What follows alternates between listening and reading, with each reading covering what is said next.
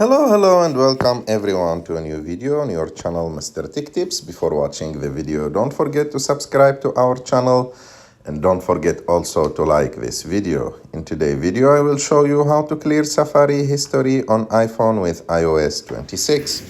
To do this, you have just to go to Settings and after that scroll down to Apps, and here you have to scroll down until you find Safari,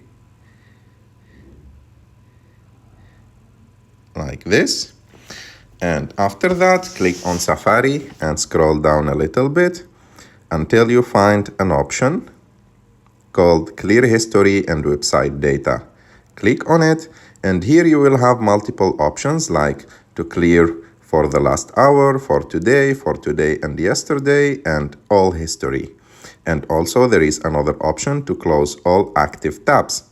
So to clear the history, you have first of all choose the time frame that you want. For example, I will choose today and yesterday and click on clear history, and like that you will clear the history of all the websites and data from your Safari.